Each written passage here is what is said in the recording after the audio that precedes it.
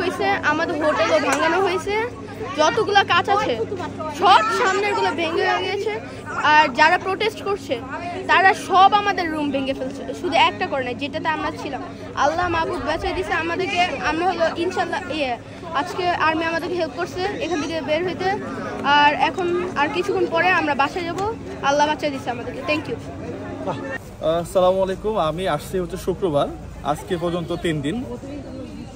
যেই পরিস্থিতি দেখলাম এটা খুবই ভয়াবহ অবস্থা। প্রথম দিনের কার্যক্রম যদি আমি আমার পেজে মানে তুলে ধরছি, রাস্তায় বিভিন্ন জায়গাতে আগুন জ্বালিয়ে তারা সাধারণ মানুষকে দুর্ভোগে ফেলছে। পাশাপাশি আমি আমাদের সেনাবাহিনী থেকে শুরু করে পুলিশ ভাই যারা আছে তাদেরকে ধন্যবাদ জানাবো। তারা খুব তৎপর ছিল সাধারণ মানুষের যানমালের নিরাপত্তা তারা নিশ্চিত করছে। তারপরেও কিছু কিছু জায়গাতে বিচ্ছিন্ন কিছু ঘটনা আমি নিজেও লক্ষ্য করছি। এগুলাকে আসলে আমরা এজ এ সাধারণ মানুষ হিসাবে তীব্র নিন্দা এবং প্রতিবাদ জানাই। পাশাপাশি আজকে পর্যন্ত আমরা এখনও বন্দী অবস্থায় আছি, যদিও কিছু আমরা যেটা শুনতেছি এখন আর্মিরা প্রটোকল দিয়ে আমাদেরকে নিয়ে যাবে। হিসাবে সকল যাত্রীর যে কষ্ট হচ্ছে সেটার বিষয়ে অবশ্যই সমবেদনা জানাচ্ছি, কিন্তু সমবেদনা জানালে শেষ হবে না। ফাইনালি যেটা ওই ম্যানেজমেন্টের পক্ষ থেকে যে কথাটা আমি শুনছি, যেটা আমি শেয়ার করছি আমার সাথে, তারা বলতেছে যে যারা শহরে ছিল তাদের মুভমেন্টটা আগে করার জন্য, কারণ শহর যদি খালি না করে সাজেকের বাসগুলো শহরে ঢুকতে পারবে না। ওই বাসগুলো ওইখানে ঢুকলে ওদেরকে তুললা সহজ হবে, এজন্য আমাদেরকে আগে তারা পাঠাইয়া দিছে। এর জন্য শহর খালি করছে আমাদেরকে আগে পাঠাইয়া, এই কথাটা তারা বললো। তবে আসলে বাস্তবে আমাদের যে দুর্ভোগটা আছে সেটা এখন আমাদেরকে মেনে নিতে হবে যাত্রী হিসেবে, আমার ব্যক্তিগত ওপিনিয়ন।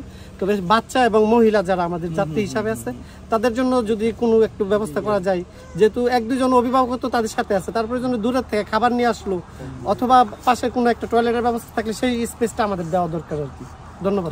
এবং হোটেলের জায়গায় তারা দিতে পারছে না, তখন এক রুমে আমরা 8-10 জন করে শেয়ার করেছিলাম। এটা তো আমাদের আসলে চিন্তা ছিল না।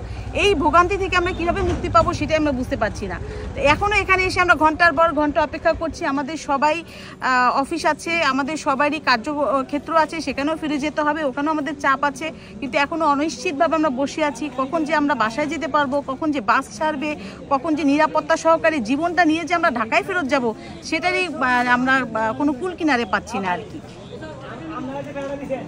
আসলে যে দর্শনকে কেন্দ্র করে এই পার্বত্য চট্টগ্রামে খাগড়াছড়িতে যে পরিস্থিতিটা তৈরি হয়েছে, এর মধ্যে 5 জন হলো যে আসামি।